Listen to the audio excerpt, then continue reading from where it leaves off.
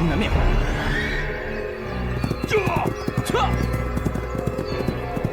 师傅、小师弟、董施主，你们怎么来了？我们得知黄朝生要派出刺客追杀你们，我们星夜京城终于赶上你们了。刺客，大家多加小心，全力戒备。我们这么多人，打起来也不怕那些刺客。不可妄言，多加小心为是。总之，前程是危险重重啊！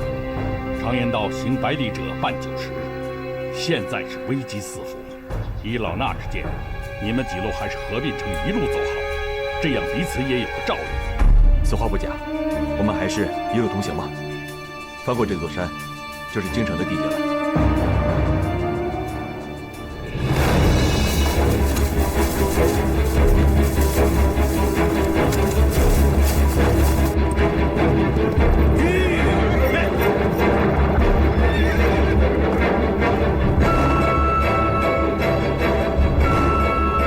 刚过去没多久，告退！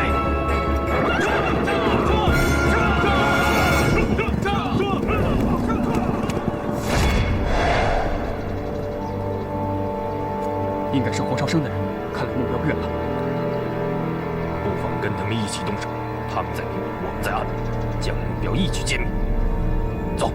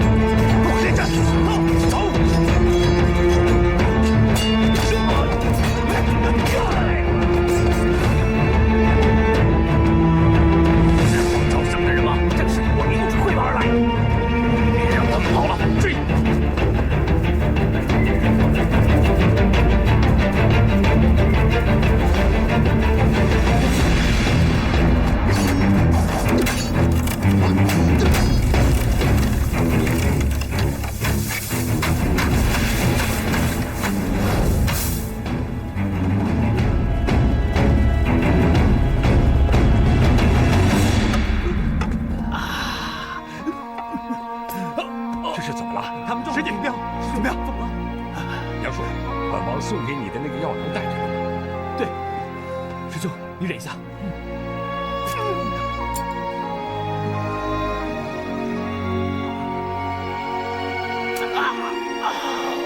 飞镖上配的是扶桑剧毒，若是不用内力把毒逼出来的话，恐怕他们支撑不了多久。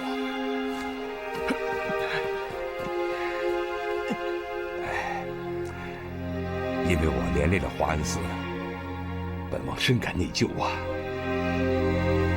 这回我等出山，是为了解救天下众生，早已将生死置之度外，王爷不必自责。师傅，黑人转瞬就到，我们3个人又受了伤，这猛虎阵又使不出来，我们走又走不掉，我们该如何是好啊，师傅？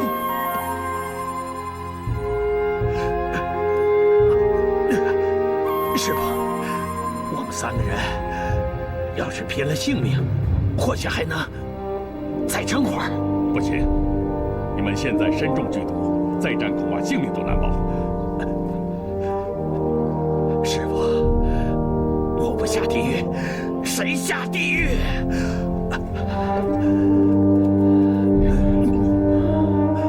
师傅，开杀戒吧！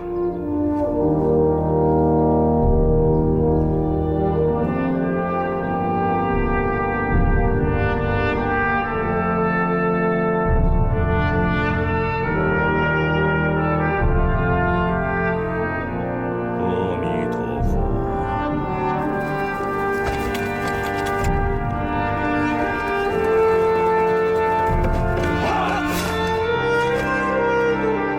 一切有为法，如梦幻泡影，如露亦如电，应作如是观。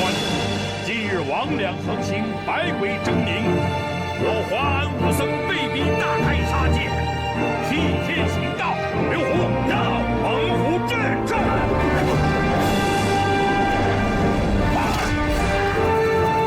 乱云流水无横处，金刚琵琶为此心。阿弥陀佛。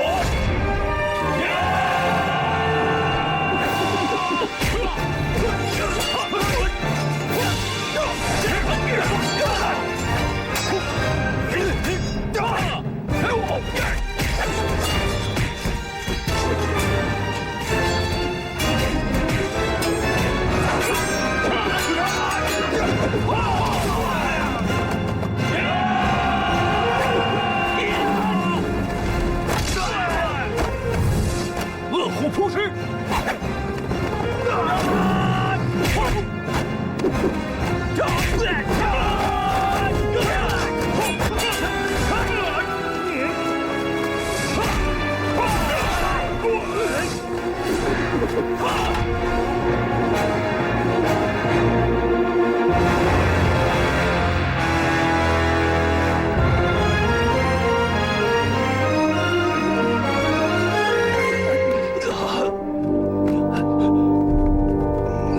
师傅，你没事吧？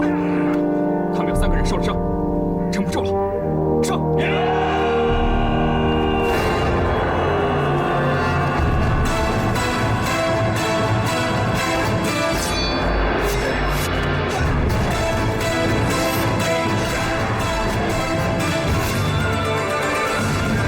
父王，兄儿，你来的正是时候。他们想置我们于死地啊！父王，那咱们一起杀出去！哼，口气不小！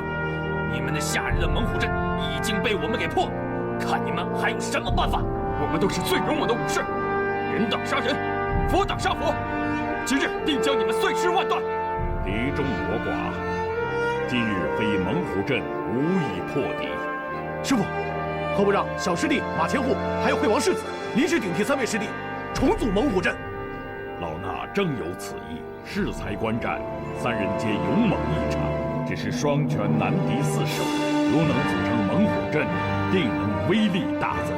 师傅，弟子从未入过猛虎阵，恐有疏漏啊！杨叔，你乃我华安俗家弟子，手按棍法，正好替你的猛虎师兄。没错，我使刀，世子殿下用的软剑也是出神入化，我们2个一左一右。好，我们3人入阵，虽然比不上6虎的威力，但对付他们绰绰有余。西湖大师，你在旁边指点，我们3人上前杀敌。你们这帮人七嘴八舌说够了没有？是不是怕？我们已战几回合，还未分胜负。我们东洋武士从来不做缩头乌龟。来呀！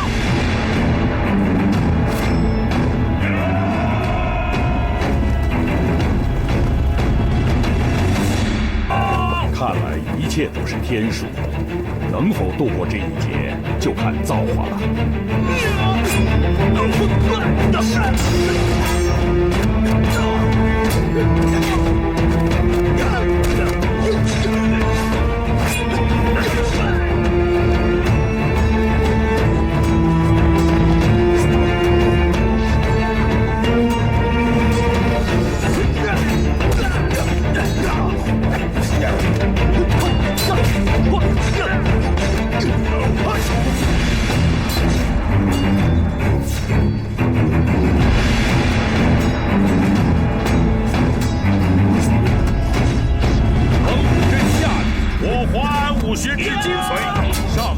一下，六府各归其位，你退我进，你进我退，阵法应势而变，一体如猛虎出山，局部又互为犄角，各自取长补短，敌众我寡，各个击破，敌寡我众，围而歼之。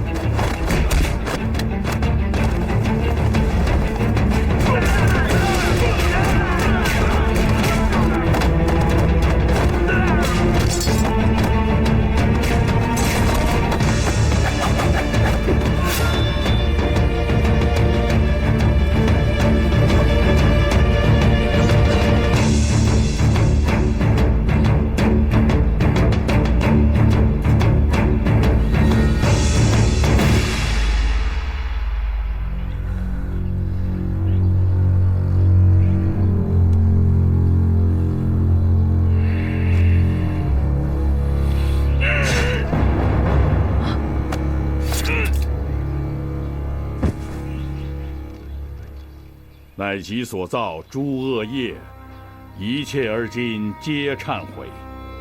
阿弥陀佛。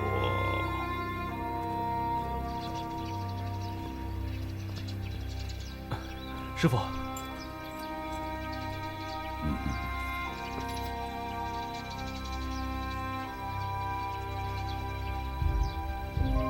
毒性已经排出来了，你们无恙了。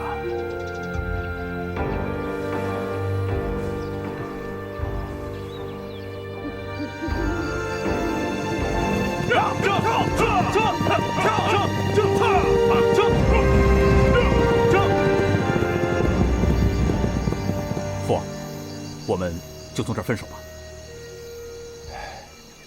娟儿，我跟马前虎一道，连夜进京，到锦衣卫衙门交差。明日一早，我带家上朝。父王，娟儿，此次为父进京，肩负重任，事关大明天下。黄超生同我欺君之事，为父已经掌握了他的确凿证据。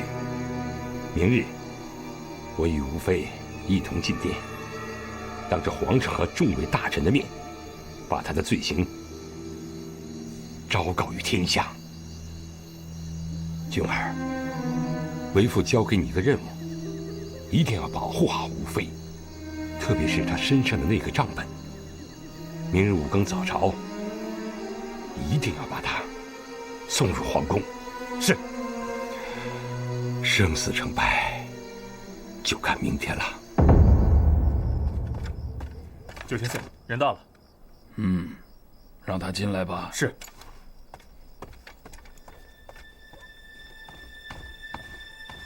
在下参见9千岁。起来说话吧。谢9千岁。你就是主野英雄吗？是。你家大帅曾经提起过你。千岁阁下，洪州城出事了，我家大帅命我飞马进京，务必面见9千岁。说。惠王已经知道了我家大帅和黄超生将军合作之事，并且已经掌握了人证和物证。什么？为了阻止惠王，我家大帅和黄将军派出了各自的心腹人马进行追杀，但没有奏效。没用的东西，2路人马都没有把这个老家伙干掉。哦，那是因为一直有南华庵的武僧陪伴左右，他们保护着惠王和仁政。我们派出的2路人马在京郊全部被杀死了。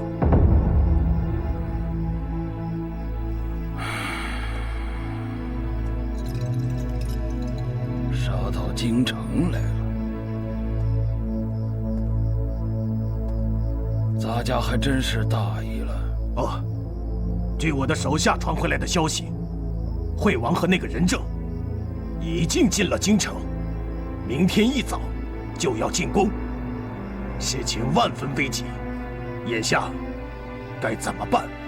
请9000岁示下。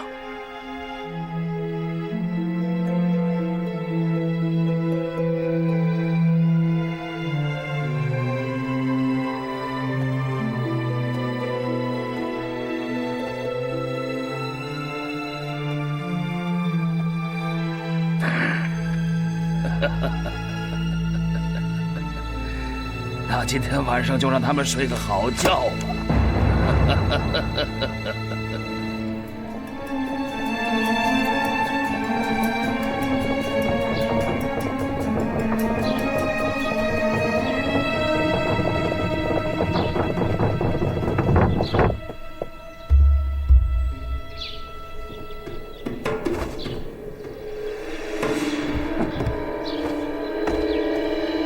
这是哪儿啊？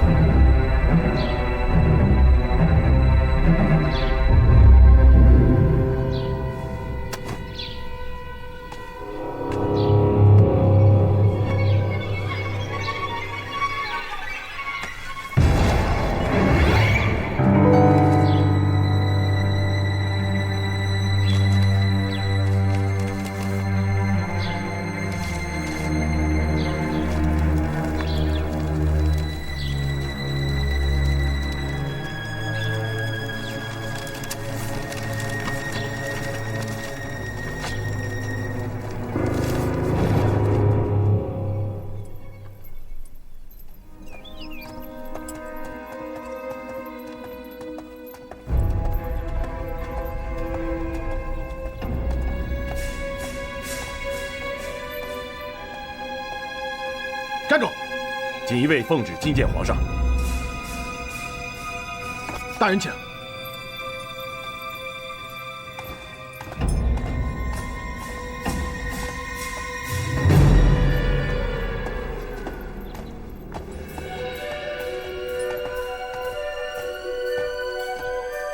王爷，穿过这条夹道，就到了乾清宫地界了。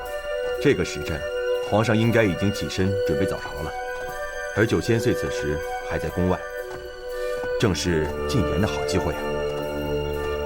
多谢马前后一路护送，在下责无旁贷。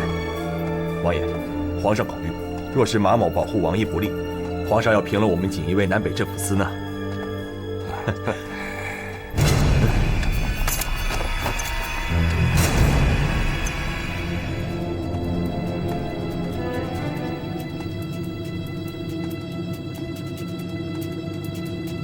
马大人，你们这是要到哪里去啊？我是奉皇上的圣旨，带惠王入宫觐见。如今皇上尚未早朝，按规矩，我们是不能放你进去的。不如就在这儿等等。等到什么时候？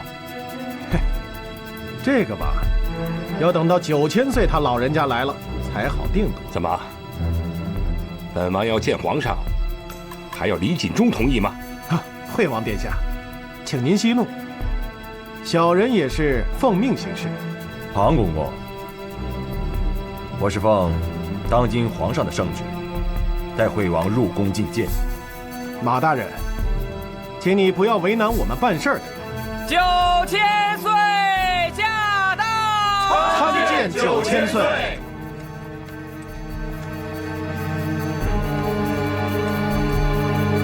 落轿。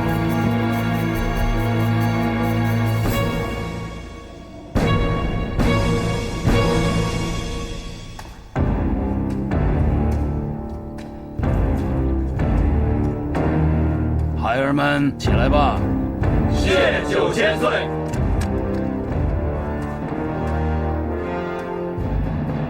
王爷辛苦。咱家知道皇上下旨让王爷进京，早也盼，晚也盼，只盼王爷您安全抵达。这么说，又拿李公公记挂了？仓促之间没有准备见面礼，就这个吧，拿上来，让王爷瞧瞧。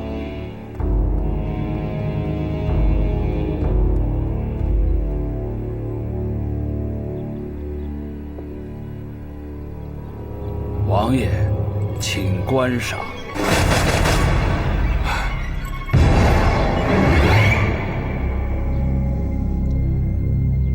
这只手是吴妃的，很可惜，她已经死了。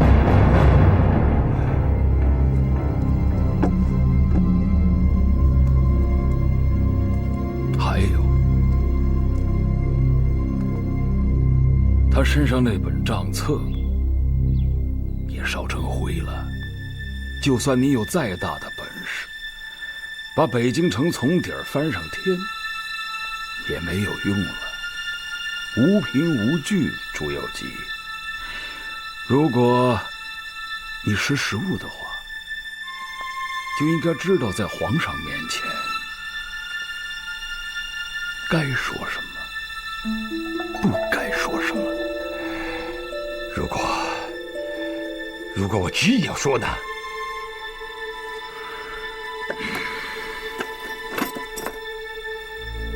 咱家位高权重，诋毁我的人多了，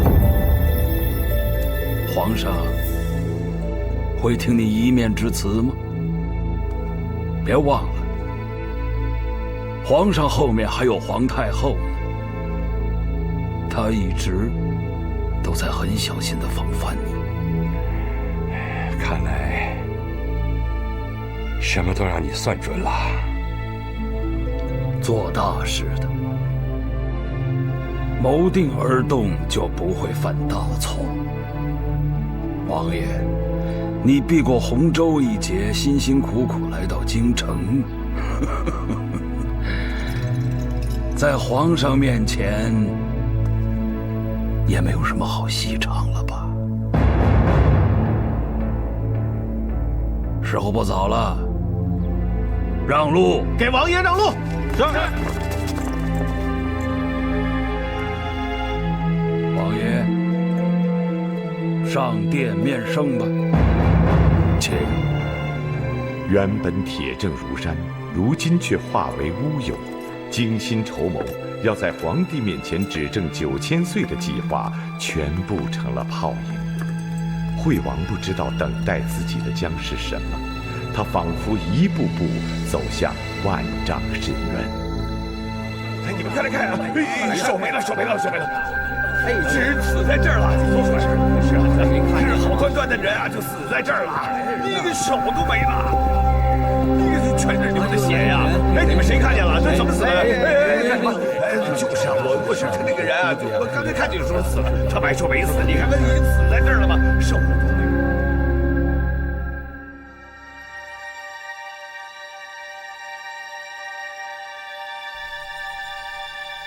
诸位爱卿都看到了，惠王单家上殿。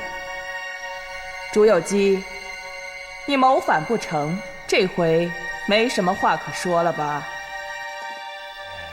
臣没有，也不敢谋反。人证物证俱在，你还敢抵赖吗？你不是一向敢作敢为，怎么现在人老了，当年那股子锐气都没有了吗？母后，让朕来问吧。好，我的儿，你要记住，谁敢颠覆我大明天下，谁御师诡计图谋不轨，谁就是咱们娘儿俩的劲敌。惠王，你是否有罪？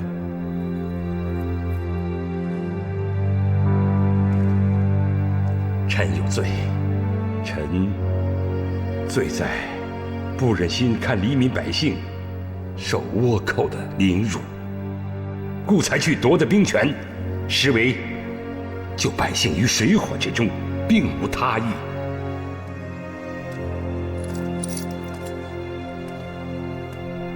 惠王，你不要老扯着黄将军不放。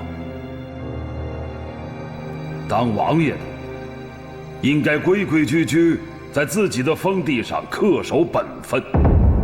你违反祖制，皇上就得向你问罪了。9千岁说得好，不过朕这里还有一份奏折，是御史秦如辉写的。前几日，朕让他去了一趟洪州，这里面附有一份万言书，里面的签名就有几百个，都是洪州有头有脸的人物写的。他们恳请朕放过惠王。洪州的数万百姓和3军将士，也都可以证明，惠王没有谋反。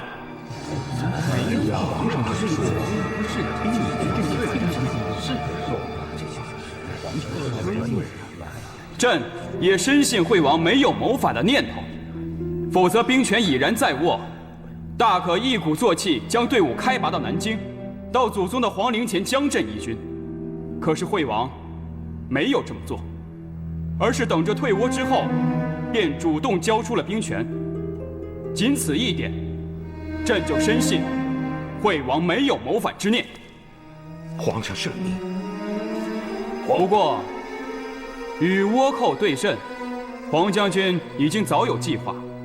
原本想诱敌深入，再将其全部歼灭，可是被你惠王出其不意地抢走了兵符，致使东南战局陷入混乱。这都是你惠王莽撞出兵的结果呀！惠王，朕罚没你3年的钱粮，你没有异议吧？臣甘愿受罚。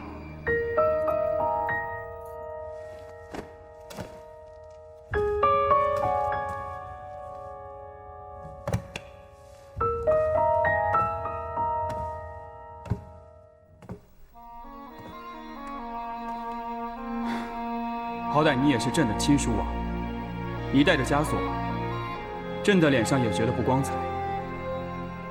来啊，把枷锁去了。皇上，母后不必多说了。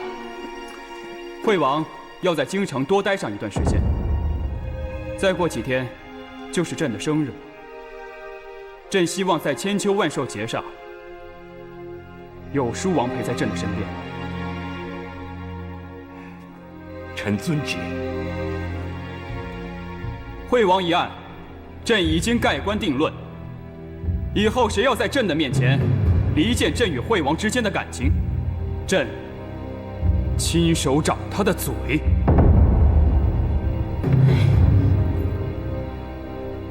惠王，朕如今已经长大了，常常思念先皇在的时候，一家人坐享天伦之乐的日子。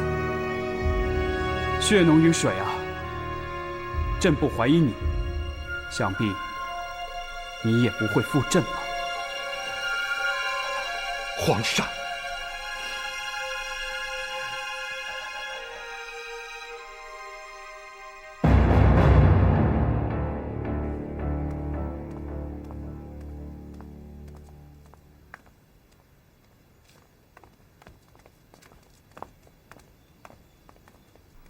父王，没事了。皇上圣明。父王，吴妃她被暗杀了。此事我已经知道了，连幕后主使是谁我都知道了，可现在还动不得他。孩儿已将吴妃的尸体运到了万寿寺，幸湖大使他们正在为她诵念佛经。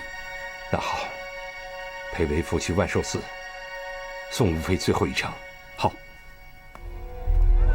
哎，来碗豆腐脑啊！掌柜的，来碗豆腐脑。哎，来了，新鲜的豆腐脑。李青阳，是啊，很有何事啊？我家主人想会会你，跟我走一趟吗？你家主人？我这刚回京城没多久啊，认识的人也不多。朋友，你搞错了吧？老板，结账。杨树，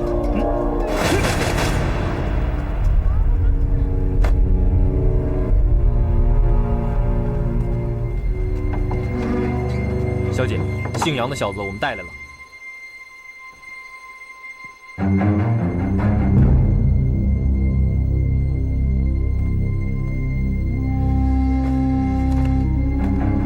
你们下手也太狠了！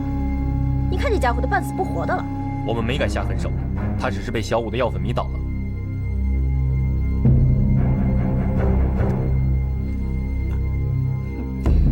这下你可老实了。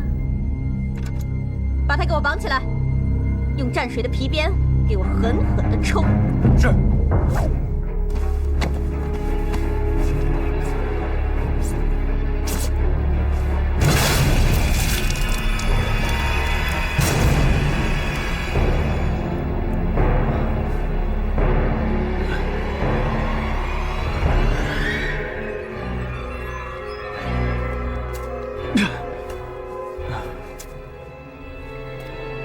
你叫杨树？对啊。你可知道我是谁？京城里成千上万的喘气的，我哪知道你是哪一个呀？都成了我的刀下鱼肉，你还敢如此嚣张？你们几个给我狠狠的打，一块好皮肉也别给他剩下。是。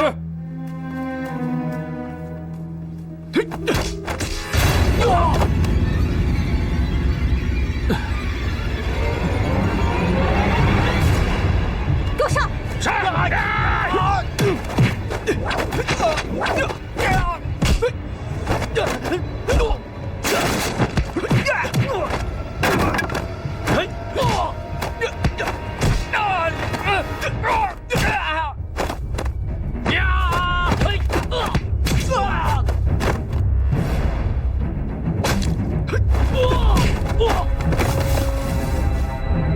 好你个杨树，连我的人都敢打！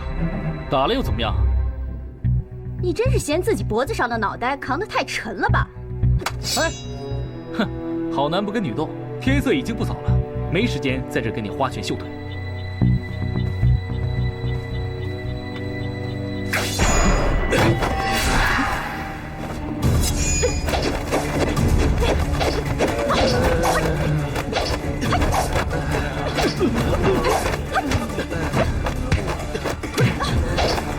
哎，你别再咒我了，我还有事，我不想跟你打。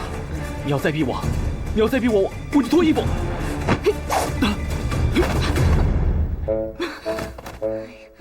我跟你说了，你别过来，我可真脱啊！你要是不害臊，你就看啊。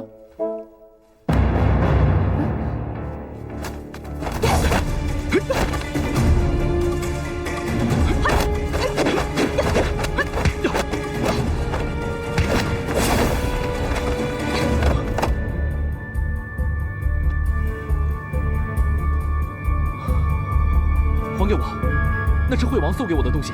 原来你是和惠王一党。什么惠王一党？惠王与我爹向来势不两立，天下人谁不知道？仗着自己有惠王撑腰，就敢与我们李家人作对。什么张家李家的？你爹到底是谁啊？天底下有几个9000岁啊？你爹原来是太监总管，李锦中。嗯，不对呀，他不是个太监吗？怎么能生儿育女呢？这不是天下奇谈吗？姓杨的，你死定了！我一定要杀了你！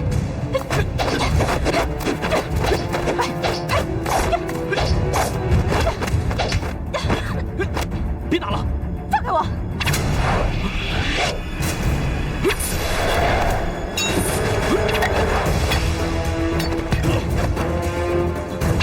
你小子工作也不过如此。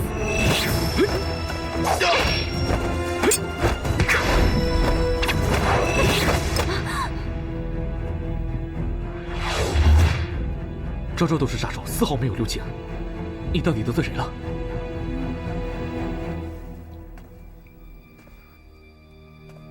在下杨树，南华庵俗家弟子，请问是哪一路的兄弟啊？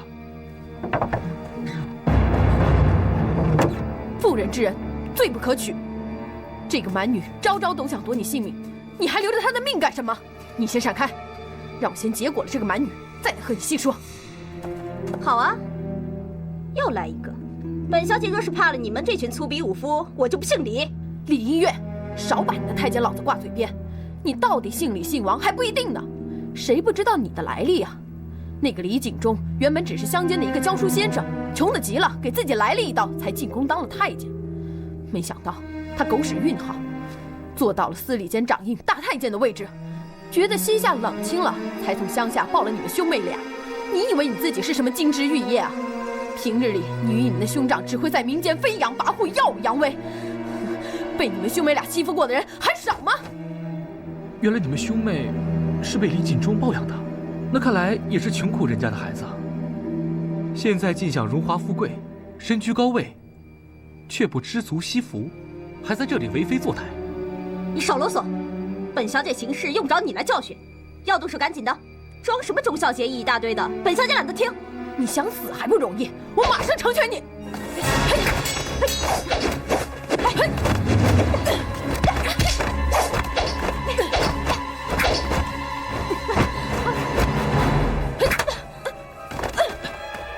这是佛门清净之地，别动了杀气。这座庙里供的是观音娘娘，最大慈大悲。我杀了这个恶女人，让疼爱儿女的9000岁心里痛上一痛，这是为天下人报仇雪恨，行的是大慈悲。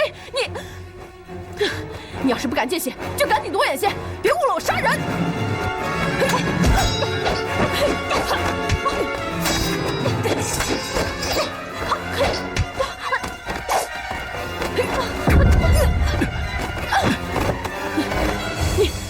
你一而再再而三的抱他，到底是为什么？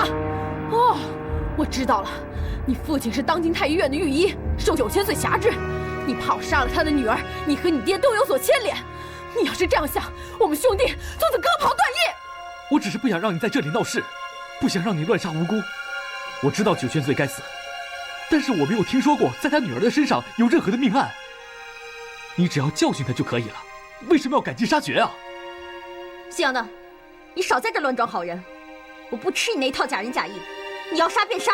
听到没有？人家不领你的情呢。你给我闭嘴啊！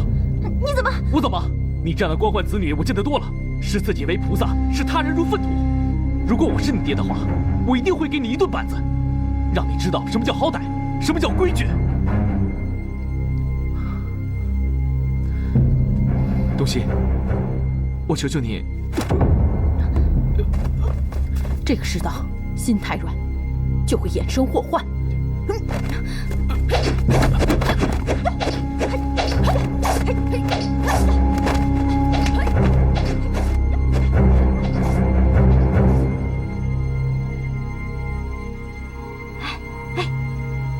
姓杨的，你醒醒，快醒醒啊！哎，你总算是醒了，你快点想个办法。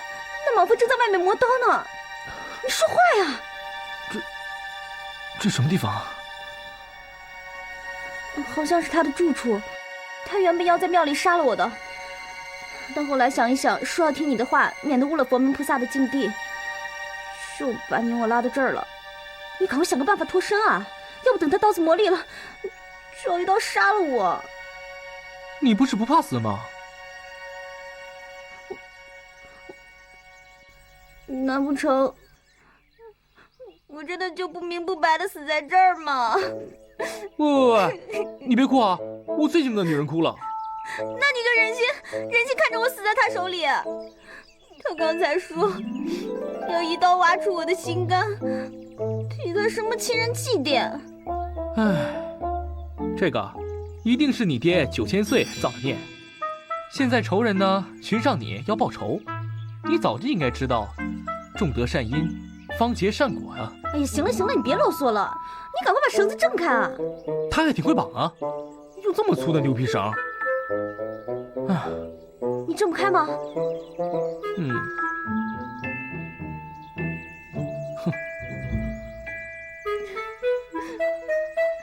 我还不想死呢，我还年轻，还没嫁人，我家里面还有小猫、小狗、小兔子等着我喂呢，我不想死。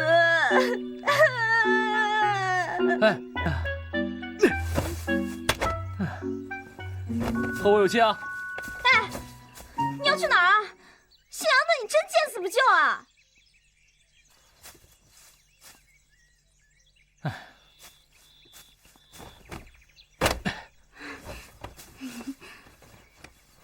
扶我起来！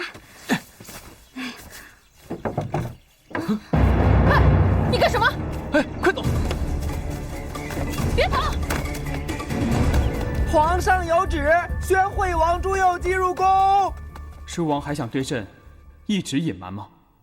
早在叔王入京的时候，你便遭到倭寇的拦截。如果不是堂兄和众高僧的相助，叔王已经惨遭贼人的毒手了。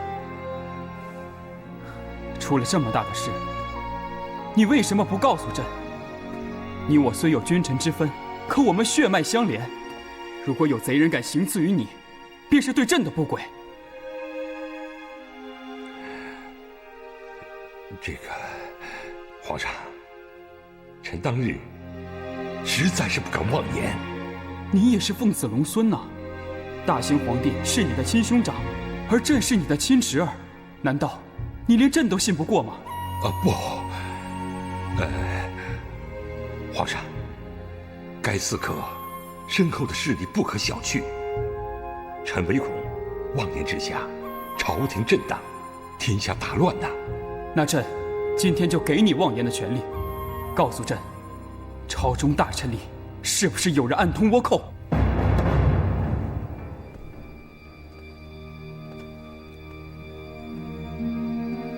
让庞庆立刻派个得力的心腹，把信送到洪州黄朝生的手里，要快。千岁爷，这封信还是让奴才去送吧，交给奴才更让您老人家放心呐。你老实跟我说，我是不是老了？不，是不是疏忽了？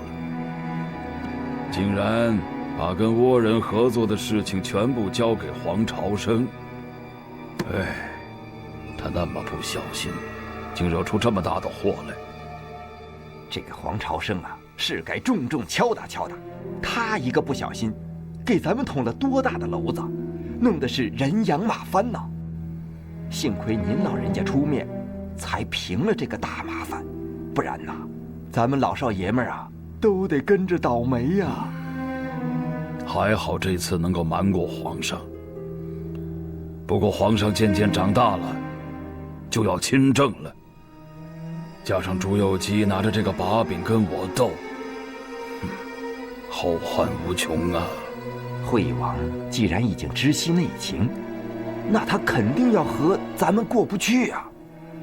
依奴才的意思，不如来个先下手为强。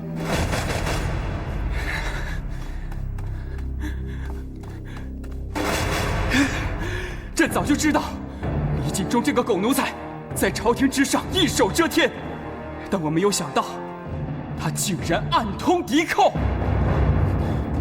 叔王，朕明日就选你上朝，你我治他一个欺君通倭之罪。皇上，臣失去了人证物证，无法当众指证李锦忠，仅凭臣的一句威言，也很难使朝中大臣信服啊。皇上，李锦忠此时在朝中党羽众多，如果没有铁的证据，非但扳不倒他，反而会使那些阉党反戈一击。皇上虽是九五之尊，可如今李锦忠这棵大树，在朝中已是枝繁叶茂，爪牙甚多。要想扳倒他，必须要有十足的把握。那依叔王的意思是，请皇上派心腹手下赶往洪州，捉拿黄朝生。此人是李锦忠通倭的同党，将他一举拿下，从他嘴中套出口供。到那个时候，皇上便有确凿的证据，置阉党于死地。好。臣马千秋接旨。奉天承运，皇帝诏曰：承平日久，必生妖孽。自有一小撮跳梁小丑暗通倭寇，乱我大宁河山。今朕密令爱卿南下洪州，将通倭同谋当今靖海将军黄朝生秘密捉拿，并速带其回京复命。钦此。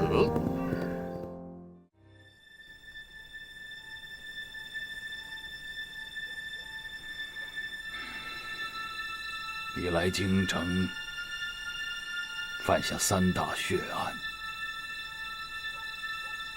难道你认为我们大明真的无人了吗？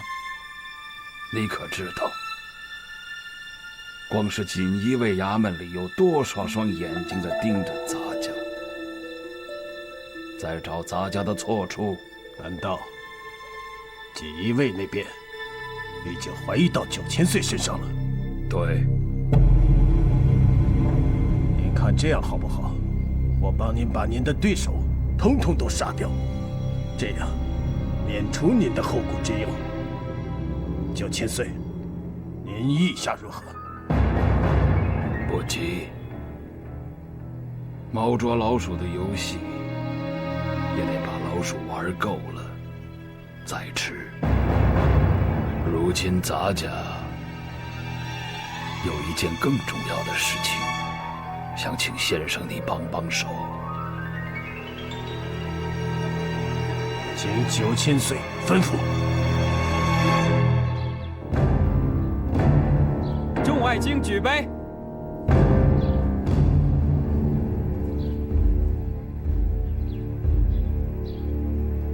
今天是朕的寿诞，3殿称商，9夷就列。众外卿都满斟此杯，与朕共饮。吾皇万岁万岁万万岁！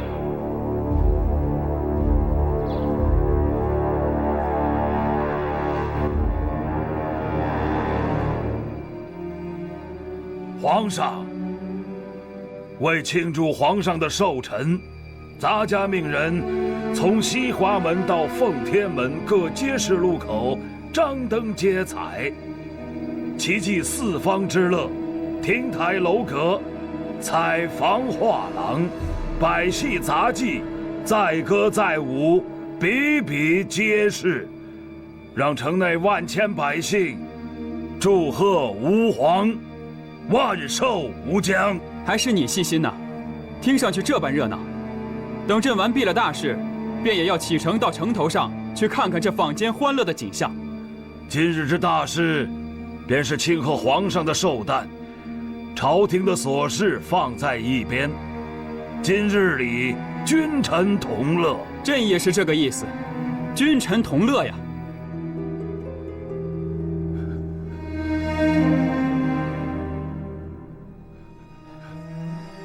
9000岁，800里急报。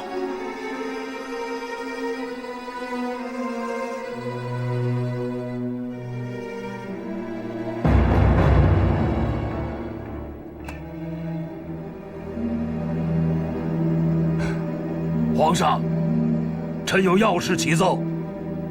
什么事？靖海将军阵亡了。什么？靖海将军带兵出城，剿灭一股为非作歹的倭寇，不慎中了他们的冷箭，军前阵亡。千真万确。折至总督，连夜800里递的折子。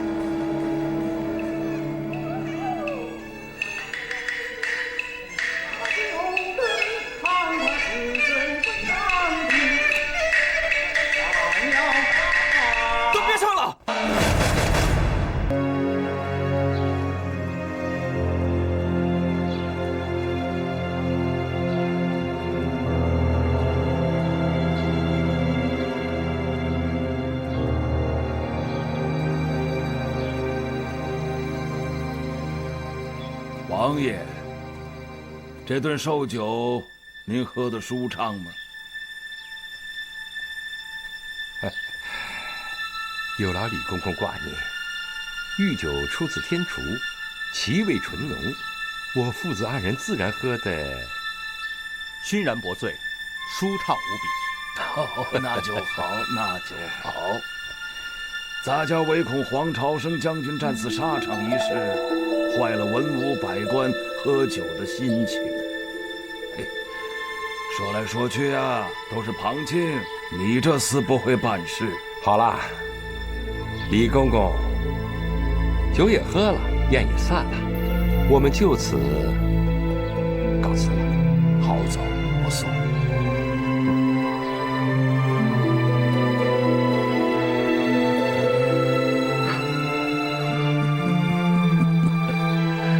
想跟咱家斗，朱由基找错了对手。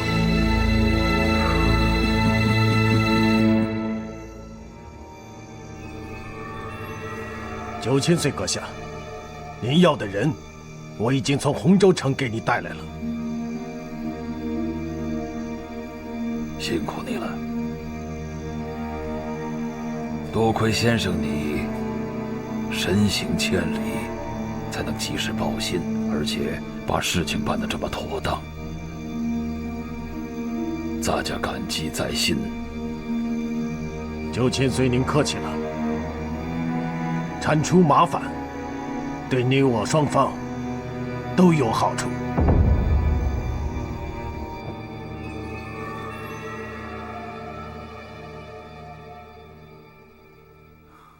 皇上，你还愣着干什么？开始吧。是。众位爱卿，黄朝生将军已经为大明捐躯，靖海将军一职空缺，如今东南战事吃紧，请大家商议一下，推举一个合适的人选。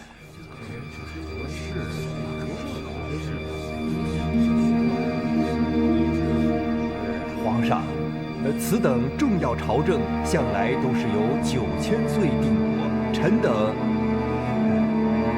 并无异议。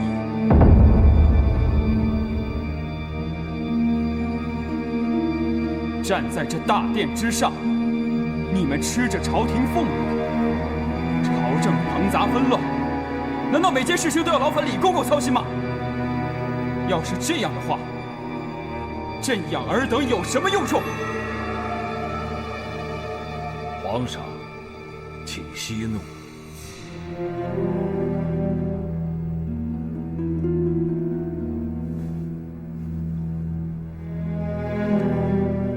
皇上，臣体见锦衣卫都指挥使谢天顺，当年他随先皇远征漠北，率众江湖义士大败倭寇劲敌，平定东南之乱。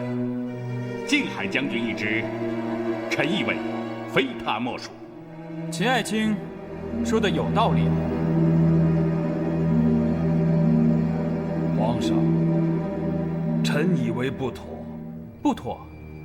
哪里有不妥？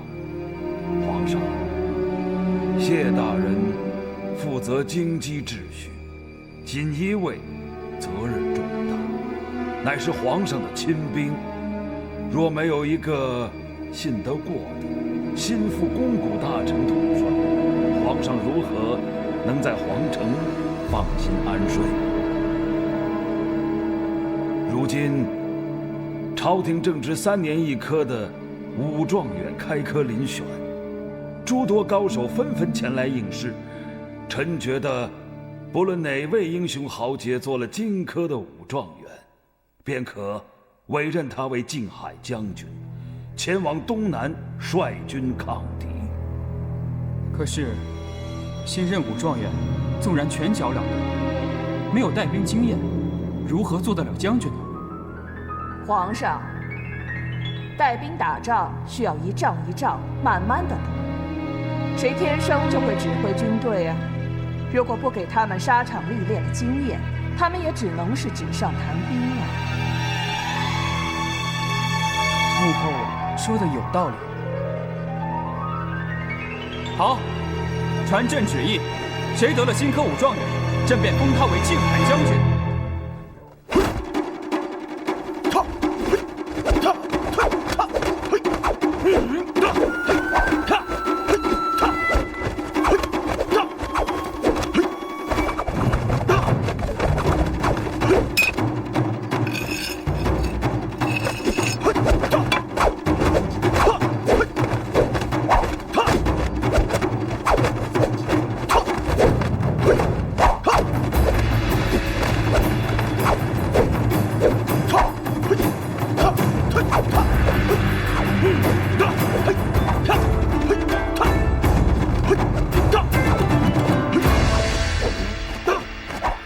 上啊，吩咐他们到城东德月楼，找那里最好的厨子，到咱家府上做一桌好菜。咱家要跟儿子在书房长谈呢。啊，爹，你想让孩儿去洪州当什么靖海将军？确有此事。爹这样的安排是要你在这次武科举中拔得头筹，这样皇上就会委任你为靖海将军。多知县，多知县。亚叔的手艺跟以前一样棒。对，哦，对，做好了的汤马上端来啊！去吧。这几年在华安寺吃的肯定不如家里可口。说起来也委屈你了，还那般年幼，爹就狠心把你送到千里之外。这么多年，爹公务在身，除了托人给你送去些衣服食物，从未有空去探望。你怪不怪爹呀？嗨，爹是太医院首席御医，皇上需要你随时侍奉左右。这么重要的差事，你怎么会有时间去看我？再说，您儿子从小就这么懂事，这些我都知道的。好，菩萨保佑！我这儿子真是长大成人了。待会儿吃完饭，咱们爷俩一块儿去给你娘上炷香，告诉她你就要去考武状元了。孩子，你有今天的富贵，全靠爹在朝中手握大权。可是万一这靠山倒了呢？那就得靠自己。爹要你去洪州，拿到东南一方的兵权。到时候皇上想对咱家有什么动作，只要兵权在手，95之尊也会投鼠忌器，也得让咱家3分。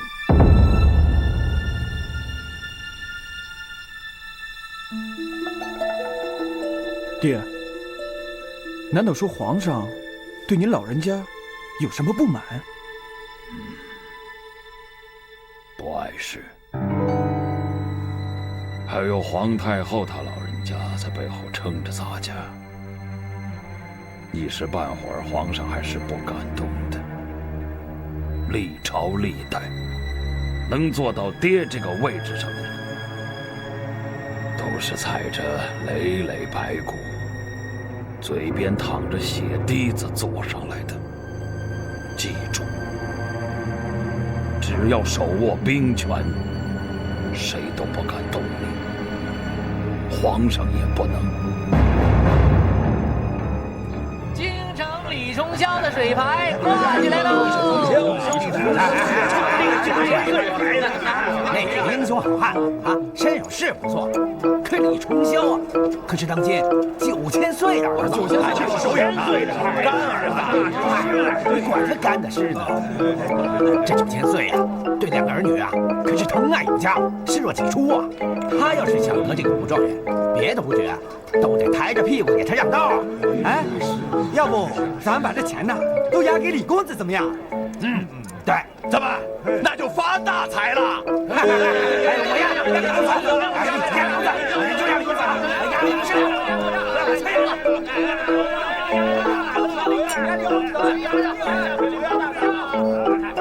子，怎么没在水牌里看到自己的名字，觉得丢脸了是不是？妙女广，哎，被我一句啊就说中了心事。你可知道京城为什么只有这个地方能下注博彩吗？不知道。因为这个地方叫大酒缸。那又如何？敢在这里下注的，都是目光卓绝的江湖人物。他们看好的夺魁之选，原本只有3个，谁知道半路杀出个程咬金，9000岁的公子也要进宫院。这下大热倒灶，江湖人再扎手，也怕朝廷里腰杆子硬了。常言道，民不与官斗，看来这回的武状元恐怕就是那个李重霄了。哼，我告诉你，我不会让那个纨绔子弟拿了我的武状元的。李锦中是想掺私货，把自己的儿子扶上靖海将军的位子。哎，明知道他同窝，却动不了他。现在好了，靖海将军这位子上又要坐上这个逆贼的人了。他抢掠百姓，还打着抗倭的旗号，这东南战事何时能有个了结呀？他们呐，就是想让东南乱起来，越乱，他们肥私的机会便越多。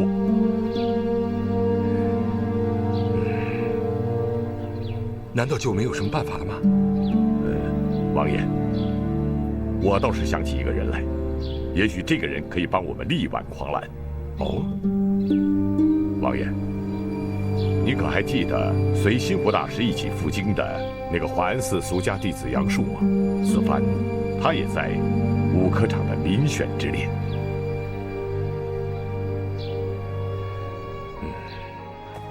杨叔啊，听说你要以南华庵俗家弟子的身份进武科场，法师要拿下荆轲的武状元呢。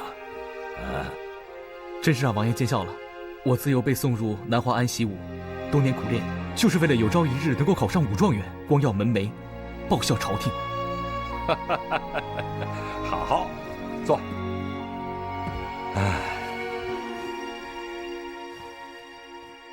本王今天想要送你一样东西。娟儿，是父王。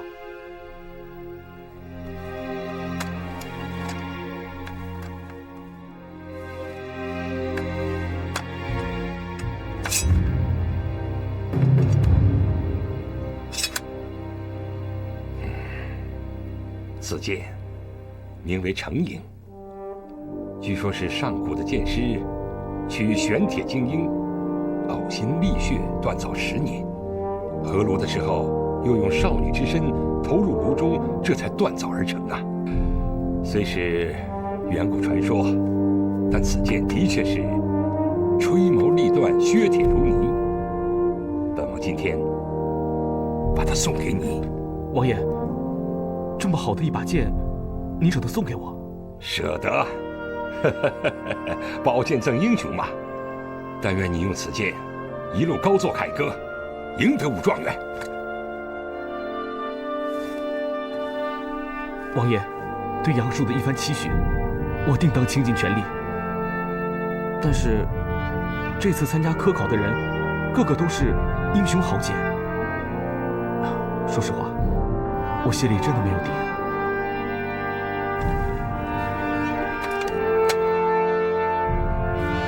你必须拿到武状元，此事关系到大明的安危。本王拜托你了。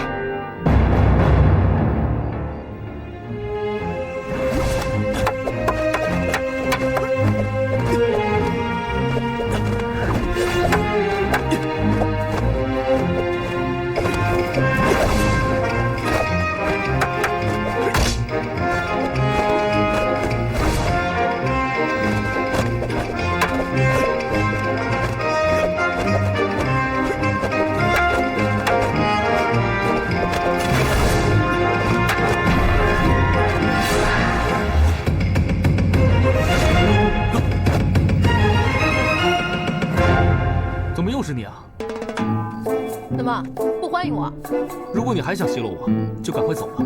我今天晚上要早点睡，要不然随便被你损伤几句，害得我心情不好。明天在科场上一定又要大打折扣了。真是狗咬吕洞宾！我可是动用了全京城各大门派的关系，才打听到了一点内部消息。你到底是听还是不听啊？哦，那你说来听听。哼，我听说那个9000岁的儿子李重霄还有李应月，自幼便好勇斗狠。刚收养他们兄妹二人的时候，9000岁就重金请了当今的武林高手来教他们武功。虽说他们资质平平，只学到了一点3脚猫的功夫。不过，你明日可要小心，恐怕你一早就会被他们踢出局去。科场较量，众目睽睽之下，他们如何施诈呀？说你是呆瓜，你还真是呆得出奇呀！照规矩，明日第1轮比赛将是车轮大战，所有的武举都要2两对决，胜了才有资格留下。只要主考官那边一动手脚，你的对手就有可能是这一届最强的武举。那我岂不是坐以待毙？我帮你查过了，此次武科举较量呼声最高的有3个。一是华山的石勇，他使惯一把长刀，力大无穷；二是峨眉派出身的卓超然，使得一手好刀法；三是武当的岳文，他也使得一把单刀虎虎生风。你要是想赢他们，就得知道他们的弱点。你现在怎么啰里啰嗦的？说了半天也没说到重点上。他们的弱点是什么呀？你可信得过我？你看又来了。你以前不是快人快语吗？现在怎么跟女人似的？我当然相信你了。如果我当不上武状元的话，对你也没什么好处啊。我不信你，信谁啊？算你明白道理。把耳朵伸过来。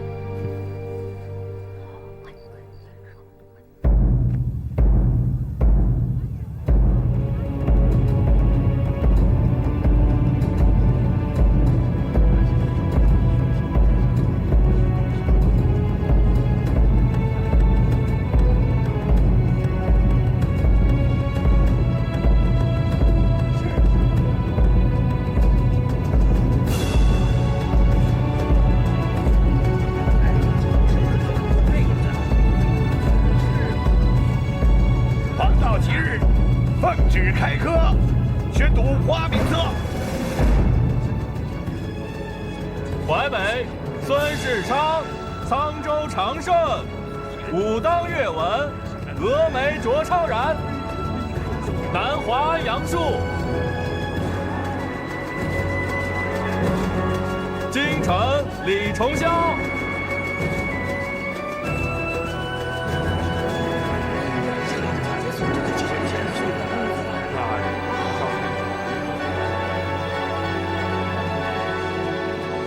大人，今天所有考生都已经到齐了。各位，你们都是今年武科场开科取士的人才。今天第1轮比试，还望各位武举轮番开展车轮大战。谁若能赢得对手，谁便留下；谁若打输了，请自动离开贡院。各位武举，请你们自行挑选对手。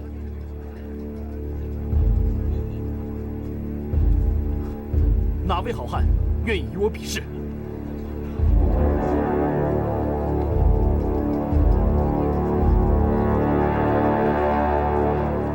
华山石勇，愿与你一战。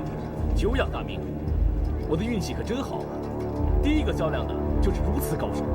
华山石勇对南华杨树，举兵器。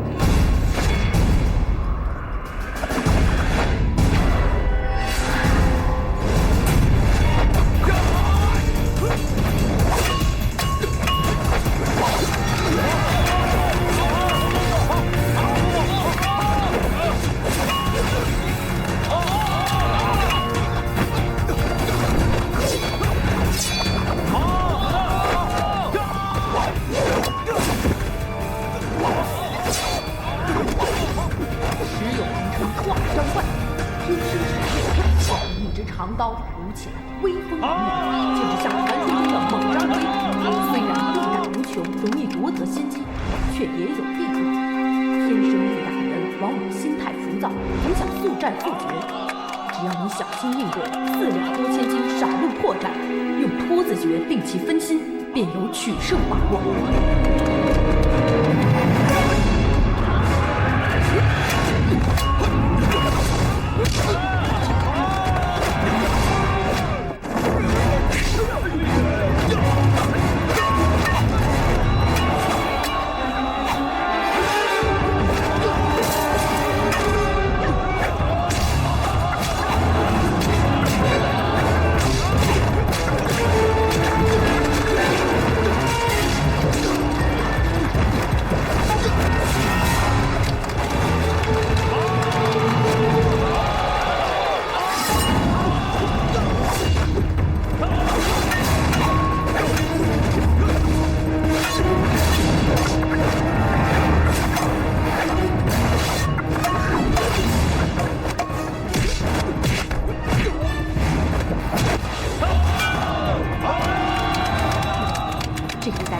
别的地方都有，中午论资起来，找经理论本。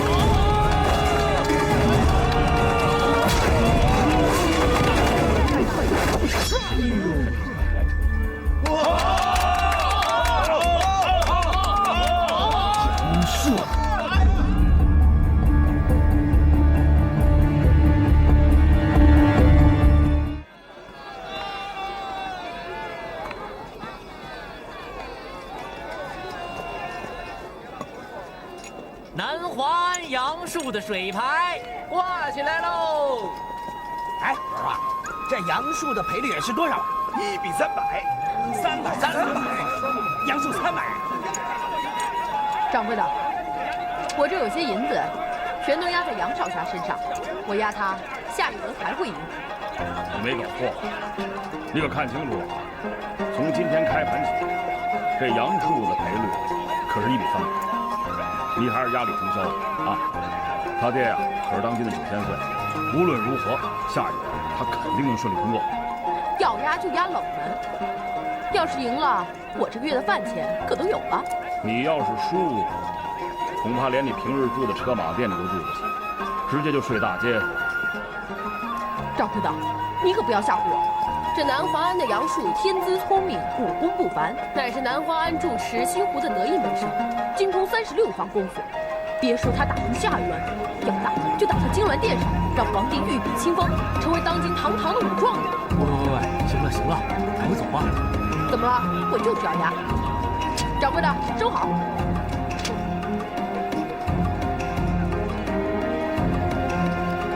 小二，哎，来，掌柜的。压南华庵杨树。哎，好。喂，你把银子都压在我身上，万一输了呢？你用心比试，别辜负了一番好运。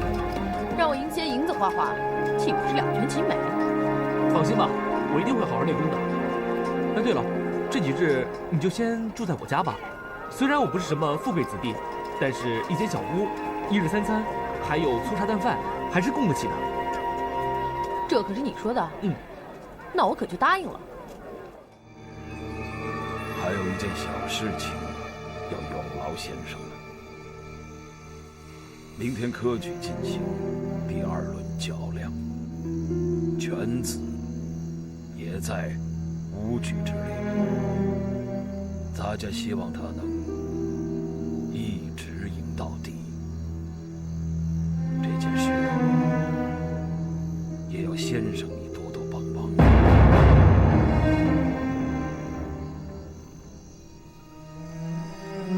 97岁，您请放心，举手之劳，一朝小事。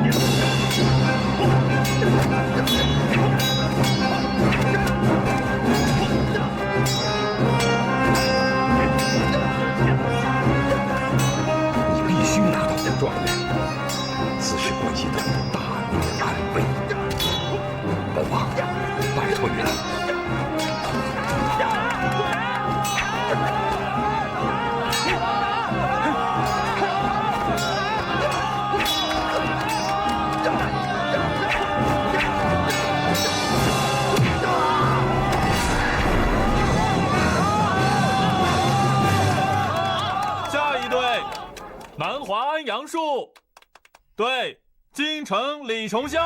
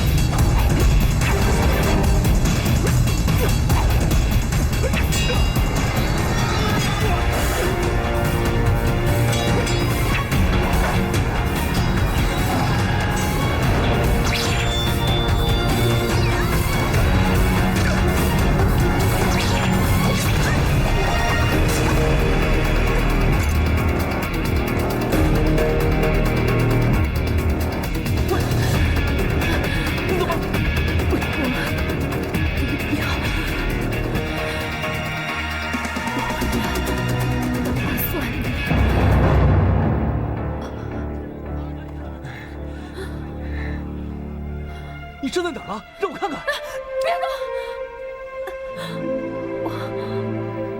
我是个女的。啊！快带我走！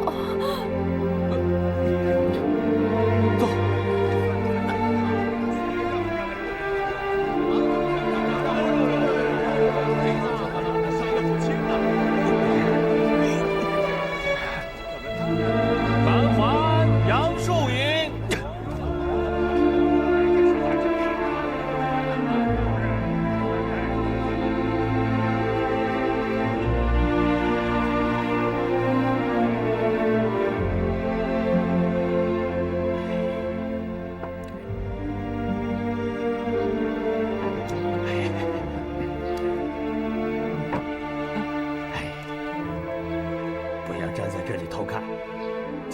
道她是个女子，就要非礼勿视。